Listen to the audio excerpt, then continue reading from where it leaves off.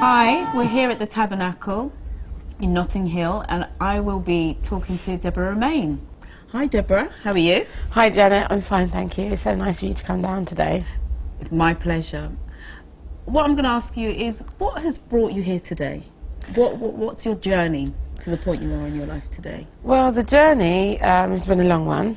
Okay. I think that this year I'm celebrating 20 years as a pan teacher, 30 years as a pan player, which kind of gives away a little bit about how, well, I'm now going to tell you that I started playing when I was 9. Wow. I joined a class, a community class, a bit like what I do now. So I teach community classes now, and that was what gave me my first start in pan. I joined the community class run by Ebony Steel Band many moons ago. I now am part of the Mangrove Steel Band, having made several different sort of events, several events along the way led to me coming here now. But teaching is what I do. I started out as a student playing the tenor pan. I think I've played every pan in this pan yard now over the course of the time. That's a lot of pans. As a child, I went on to play with the Ebony Steel Band for many years. I was a member of Stardust Steel Band as a teenager. When I was 22, I had my own band because I felt as though I wanted to start arranging, and it was difficult for a female or anybody young even at that stage to get the opportunity to arrange for a band. I see. Because you're not known in that field and it's difficult to get experience. So the only thing I could do was to start my own band, and then I could be the boss, and then I could say who's arranging the tune. So that's what I did. And so I was the first female manager, arranger and tuner, because I tuned the pans as well myself, to go to Panorama in '94 with my band New Creation, most of which are still playing pans now, and some of them have gone on to be arrangers and teachers of the instrument themselves, but they were based at a high school locally. Okay, so what does that imply? Well, there was a school band that were able to expand into the Notting Hill Carnival competition and compete against known bands and hold their own, and that was a good achievement for me. But it was the first time I ventured into doing, you know, arranging and being the boss. And then I thought, I like this a lot, I'm going to stay the boss. Good. Don't blame you. What stage are you at now, really? At the moment I'm still teaching, but I'm working on my solo career. At the moment I'm doing several community classes. Here in the Tabernacle, I teach Mangrove Youth. I've been here with that band for about 10 years. And during that time, maybe more than 10 years, because I think during that time they've won 7 consecutive junior panoramas under my leadership. Oh, that's really so I'm really quite proud of them. They've now, most of those have graduated into the big band. And so we have a family here. So the children of the players now start the classes, and it goes on and on and on. So my daughter plays, my friends' daughters and grandchildren play, and they played in the band before them. So Mangrove Family is where we are at the moment, and this is our home. I also teach at Cambridge University. That, I would say, is one of my greatest achievements, is putting pan at the university, and it's now a formal society. So just as you have the rowing society, if you go on to Cambridge University, you'll see that they offer pan society as well. And that has been for about maybe 3 years now. Based at a women's college, the only women's college. We're based at Lucy Cavendish. But we now have the Cambridge University Orchestra, Steel Orchestra, which means it's open to all of the students across the university. So people travel in, and I travel to London, from London once a week to teach. Absolutely fantastic. So along the way, there would have been, I don't know, great achievements, great hurdles. Can you expand? I can tell you a bit. Yeah, please. I think the achievement side, a lot of people may well know, as you know, having my own band at a young age, being one of the premier females and trying to inspire and encourage other females. Last year we had an event called UK Women of Steel, So I can try and I'm trying to have a few more events like that over the next few years so that we can showcase the females who play so well and work so hard and are they're not recognised as much as they should be. Yeah. So we're going to try and highlight that and do something about that. And, you know, that's the action I've chosen to take coming up soon. So watch this space. There'll be some good shows coming up with some really good divas. There are some divas out there. Who can match you? Well, there's a few. There's a few out there. You know, I'm not saying it. I mean, we all have our own individual styles, and I think that's what's nice about the girls. They're all unique in their own way. We all play different bands, and we all have a different style. So I think we can be looking forward to some really interesting performances. I'm going to try and encourage that.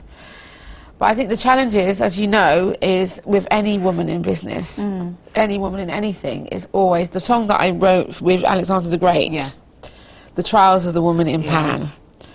The lyrics themselves speak for themselves about the things that we, the battles we face, trying to be on an equal level in the pan yard and in the world. And as a mother, it's been quite a challenge. I took my children to the pan yard, and it was frowned upon. And then other mums started doing it, and I just thought, right, set a trend. I played when I was very, very heavily pregnant, and people said, "Oh, she shouldn't be in the pan yard." And I said, "Well, I'm not disabled. I'm pregnant, and I can still be here." I've always made it my business to challenge. I wouldn't say authority, but I like to challenge things. I think that there's nothing that a woman can't do, and I think that leading by example is the best way to show that that's possible. So the Trials of the Woman in Pan was basically about people not judging me. If I'm in the pan yard late and the man's in the pan yard late, they'll have two different visions about what we're really up to. For certain. For certain. And it's not just music. So this is what the song was about. It was about, you know, letting me be just a musician, just see me as a musician, not as a male or a female, just as an excellent pianist. See women and men see us as a pianist, and let us, you know, go forward in the same way you would for anybody else. I understand that. In the same way that you're inspiring other women mainly and other people to become great pianists, who's inspired you? What particular artists have given you drive? I think when I first started as a youngster, I was under the leadership of someone called Randolph Batiste, and that's a band that I arranged music for, Stardust Still Orchestra. And he, I think he inspired me by not letting me do stuff. That sounds really weird, but he wouldn't let me arrange stuff for the band, and that's what pushed me to go and do something else. So, I mean, I learned a lot under him because he was a great teacher, an excellent teacher. Some of the jobs he did before he died were jobs that I now do. And he was a great teacher of people with special needs and special educational needs as well. And so that was something that I was always inspired by Randolph and that. As an arranger, I would say I went to join Ebony, and Anis Hadid was probably, I think, and still one of the best arrangers that I've ever worked under. I think because he found a formula that was perfect and he worked it, and it was really, really good. And I understood structure. Okay. That's how I learned the structure of what a successful musical piece should contain. And so then developing that skill as a pan player, going abroad and meeting Len Boogsy Sharp, he's a great friend of mine, but everyone knows he is the best pan player on the universe. I am going to say it. Yes, I said it. He's the man. So as a friend of mine and a mentor, one of the things he's always said to me is not to be afraid to be different, and don't be afraid to take risks, and always, you know, try something new. Even if you think, you know, it can either be great or it can be terrible, but try it. Indeed. And don't be afraid to, and that's one of the things that I've always taken with me. I don't know how many people know that about him, but he's always been someone who's pioneered different styles, and I like that. And I think that sometimes, you know, people might not get it, but they get it eventually, and it's always, I think it's good to try and be a leader in that way, and trying to be as creative as possible. I think in music you can't really ever be original. because something's always been done in Okay. some way or shape or form. Before. But I think if you can try and introduce things that haven't been introduced into that zone, it's a good thing. And so that's one of the things that I had learnt from him, is him actually, you know, breaking down and giving me the whole diagnosis of what it is that he's doing and why. And I was privy to that kind of education, which was good. So that, I would say, has probably been my biggest influence, because of the fact that it's moulding what I do next. What's been hard, or what have you found a bit difficult, but you've succeeded in doing? I think that I would say I would found the most challenging thing I could say is probably balancing my life and my children and my now marriage, and actually thinking, you know, I've got to balance all these things.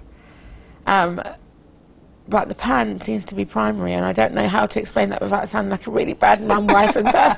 I doubt it. I love my pan so much that I would rather have it than food.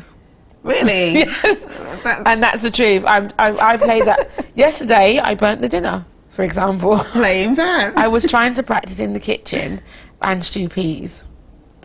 And, you know, you can't be good at everything, as I said yesterday. And so it's one of those things where sometimes it takes priority. Okay. And the children will tell, my daughter will tell you. But especially when I'm trying to get somewhere, and I think that if you're going to do something, you have to be committed wholeheartedly. And I think that sometimes people don't understand that about me. And I think that's been the most difficult thing for me, is to get people to understand that my passion for pan is just like anyone else's passion for football or passion for art or whatever it is. And it's something that you breathe, it's something that you live, it's something that you sleep and you wake, and pan is there all the time. Everything that I hear in my head revolves around that instrument and what I'm going to do with it next. It doesn't switch off. Right. So where do you see the future of pan, being as you're so passionate about the pan? Where do you see pan in the future? Not just for you, but for society, for... Well, I think that with the project that I'm working, I've just recently finished a project. I've been doing working on a soulful house album with it's a samba album as well, with a group called Bar Samba. I think that for me, I think that just as you were, if I see a band on stage and you see a guitarist, you see a drummer, you might see a horn player, you see a keyboard player, I would like to be able to say, you know, has anyone called a panist? Where's the panist? There needs to be, that needs to be in the studio, that needs to be on the stage, that needs to be part of what you would call as a structure of a conventional band. Any band, if you haven't got a pan in your band, then you're missing out musically. So I think I'd like for more people to recognise the sound that it can add to complement music, and not to just put it in this box of carnival, calypso. It should just play a certain type of music. I think that people need to see it for what it is, which is an instrument, the only instrument invented in the last century. Yeah. And that is something that I think they need to recognise, that the national instrument of Trinidad and Tobago is definitely something that should be in every band. Everyone should be using them in recordings. And, you know, I teach them in schools, and I try to make sure that the kids feel free to use it outside of the pan room. So that's what I'm trying to encourage at the moment. It's very difficult because it's almost like the other teachers don't think it belongs anywhere but with the other instruments. So it's like a specialist instrument. It's a specialist instrument that should just be played with other steel drums. And it can be played with other stuff. As you know, I do Caribbean dinner jazz. Yes, yes. And that is with the Engine Room Collective. So you've got a regular band and a panist, and they've been doing that for over 10 years. That's been directed by Matthew Phillip for over 10 years. Yeah. And he started out small, and now it's got bigger, and, you know, various guest panists have come over to play with the band. It's fantastic. And last year I think they had Yolanda Brown on saxophone and so on. So they try to mix it up. But I think the idea of trying to mix it up is so that we can get different audiences to hear what they wouldn't normally hear. Yeah. So I think my goal for pan is for that to happen, for it to be as exposed as possible. Saying that, I did see Ben Jai perform last week with a panist. With Mr. Brent Holder. Yes, it was I know, and that sparked off this whole who's the greatest panist conversation now. I saw that online as well. Yeah. There's more. I mean, I think there's more to But see. he was playing calypso. He was playing soca. To be fair, yeah, he was. I mean, yeah, it wasn't so a jazz kind band. Of streamlined. It is So that's what I'm saying. saying. I would like to see more jazz bands, rock bands, pop bands, dance bands, techno bands, trance, whatever the music is, using the instrument. That's, I think, where I was going. But yeah, Brent was wicked last week. Yeah, oh, Brent. But yeah. Well, what are your future projects? Future projects. I'm hoping to compile some songs for my own album. Last year I worked with Alexander the Great and with Justin Richardson. For Justin Richardson we did a song called The Count, which we entered as one of the selected tunes for Trinidad Panorama 2012. Unfortunately, nobody played it, but there were about 500 songs on there that nobody played also. But I was glad that it was up there, and that for me, as an unknown artist, means that next year, you know, it'll be good. Somebody will recognise it from the year before. The second song that we had up there was the winning song from Calypso Monarch here in 2011, which is Charles the Woman in Pan, which I wrote with Alexander the Great, and we are going to be writing, not the follow-up to it, but we're definitely going to be writing the song to defend. And he's already defended once, and I'm hoping he can get the hat-trick, and I'm going to be behind him to defend the title again this year.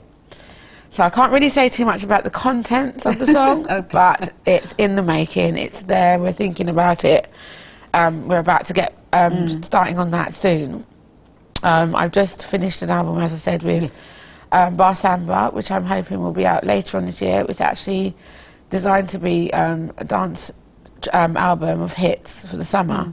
So I'm hoping that we might have a few big numbers on there that will go mainstream, and that for me is a great achievement because that album has 11 tracks with Pan on. Wow. So it's not just a novelty one track with Pan on. 11 of the tracks have got solos by me on that album. Fantastic. So I'm well chuffed about that. So that's really good. So as long as that album is out there, you know, it's going to be, Pan is going to be there. And you know, I like the fact that that would be played on, you know, mainstream stations. So you will be hearing those kind of tracks there, and people go, oh, what's that sound in the background? What's going on here? And that's good. So, you know, it gets people talking, even if you don't like it, as long as you've got an opinion about it. So something. My future projects are that I'm doing some writing with some friends who are trying to help me collaborate and get my own album together. And my daughter and her friends are going to enter the Junior Soca Monarch as a group, and that is a little group that I'm trying to put together, a girl band, but a soca girl band. Nice. Because there isn't one, and I thought, you know what, my little divas are going to do that. How many in the There's 3 of them. 3. So there's going to be, so that's going to be my next little.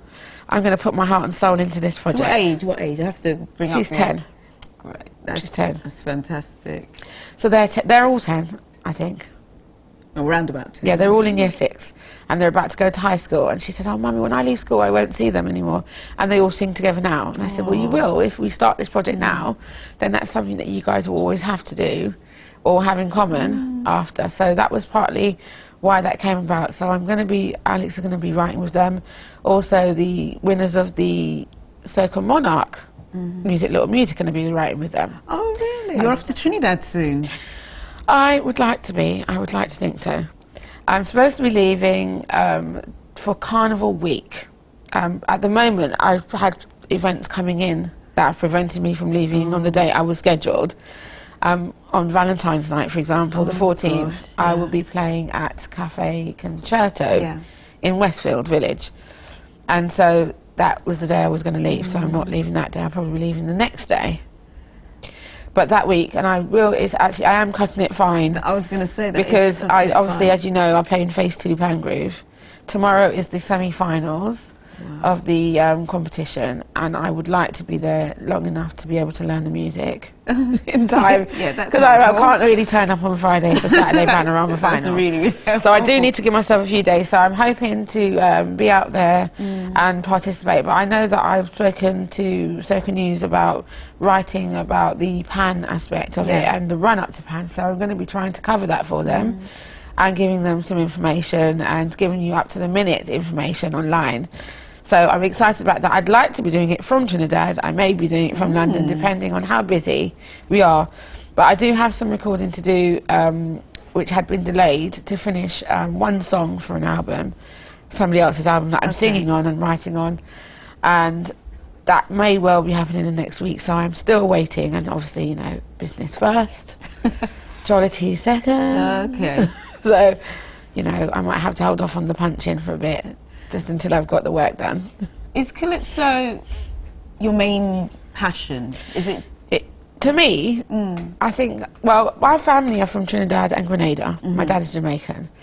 But I grew up in an environment where I lived in the UK with my grandparents and my aunts and uncles in one big house. And calypso music played a really big part in our life because we didn't really know what was going on in politics in the Caribbean, and we learnt that from calypso and from asking questions. And it was the calypsonians talking about stuff in their songs that I'd say, Daddy, what's that about? And then he would talk about, you know, PNM and this and that and blah blah, and the balisé and the this and that and the other, and all the different words that you learned were to do with a song that you might have heard, and you asked for the explanation. So we kind of learnt our sort of political history through the songs that we were hearing back in the day, because the social commentary aspect of what calypso is, that's what they did. That's what the tents were about. They were about talking about now things that were happening now. They were like, you know, the reporters and the storytellers. So for me, I've always liked that, and I like that part of the culture. Part of what I do, because I do teach Caribbean arts, and sometimes I work with Alex on projects. We work with children, and he goes and teaches children to write calypso. So we teach children how to structure. I think it's important for there to be an outlet for people to write positively what it is that they're feeling emotionally. So if you're upset with the government, don't smash the shop up, write a song about it. So stuff like that, that's what I mean. I think there should be a way to express themselves. I think a lot of the time that the way that children express themselves is because they have a lack of outlets. And I think they're giving people more ways in which to put your message across. And that's a way, and I know that, you know, we do get a lot of that through hip-hop and a lot of it through, you know, garage and something and street music and so on.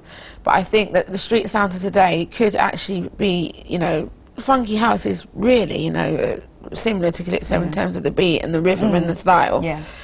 So I'm liking the idea of calypso. I would like it to be more integrated. Yeah, integrated. I'd quite like it to make a comeback. I think soca's really big. Soca is huge, and even that I would like to go outside the box a bit more and go a bit more mainstream. But calypso for me, I think sometimes I'm in my house and I listen to it in the kitchen, old calypsos, because they mean a lot to me, or there's a message that is timeless. Indeed. I was playing a song just this week by Gypsy called Little Black Boy, about a boy who, you know, basically instead of learning in school decided to be a robber and a thief and a dunce and so on. And I just thought not much has changed, but, you know, since he wrote that song. And you could play that 20 years from now and it would probably still be current. So I think that calypso has a way of being timeless. And for me, I'm looking forward to writing them.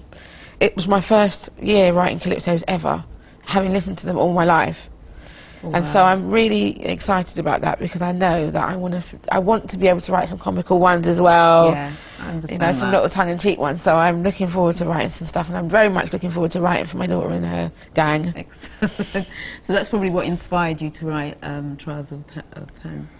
Yeah, I approached Alex and I said to him, I really want to write about this. It's really doing my head in, and I need to get it out. I need to say it, because it's a conversation that I've always had amongst my other panists, female panists, and we have to say. And I thought to myself, we need to tell people that we're not having it.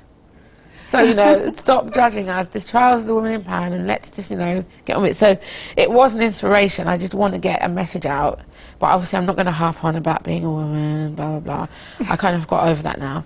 So I do want to write about some stuff that is fun and energetic, and I would like to be able to show that, you know, calypso is still current. So I'm hoping that I can write some fun stuff and some up-to-date stuff. So as a solo artist, where are you now? As a solo artist, I am playing and singing. Now that is something that I've developed a skill only recently to do. Oh, really? I've always played, and as a child I sang in the opera. So I sang at Sadler's Wells, Royal Festival Hall, Royal Opera House. I was in an opera when I was about 11 with Placido Domingo. I was in the chorus of Samson and Delilah. So I'd been classically trained to sing, and singing was always my passion. I never thought about putting the two of them together, so I went to singing and I went to band. I never put the two together until recently. And I think it was my friend Matthew, who runs the Mangrove. He said to me, Debbie, you've got to do dinner jazz. I said, I can't, I'm so nervous, I don't want to. I've always felt comfortable playing in a band because I don't think you're looking at just me. Yeah. And it was my first spotlight gig. And he said to me one day, oh, what are you doing on the 17th? And I said, nothing. He said, right, that's good, we'll put you in there. On the spot. I fell into that one. And I'm so glad that I did, because it's now what I do for a living. It's now what I do. I'd actually go around. I had quite a few gigs. Last year I played at the final of Miss Trinidad and Tobago. I saw you, yeah. I played at the Eric Williams Centennial celebration. Yeah. I played at several festivals, and I did the Caribbean Dinner Jazz. I think at the end of the year we did one, and the beginning of the year. So it kept me busy, and it gave me this whole new thing. So what I do with that is I tend to play popular music. So, and jazz pieces and a mixture of stuff. And the stuff I'm going to be writing for my album is going to be, there'll be songs which is just pan, songs which are just vocals, and songs which are both together. Wow. Good mix. So that's what I'm going to do. I'm not going to do them all the same. So we're just some where I focus on. So you've got a good variety of music. Yes, I've got a good variety of stuff. That's coming forward. That's fantastic. We're just going to chat away. Okay. Oh well, so Deborah, now that we've sort of found out, that you've got a great solo career coming on, would you like to play for us? Well, actually, you don't have a choice. You have to play. Okay, I'm going to play this something. and not hear you play something. Yeah, no, I definitely. The choice is yours. Don't.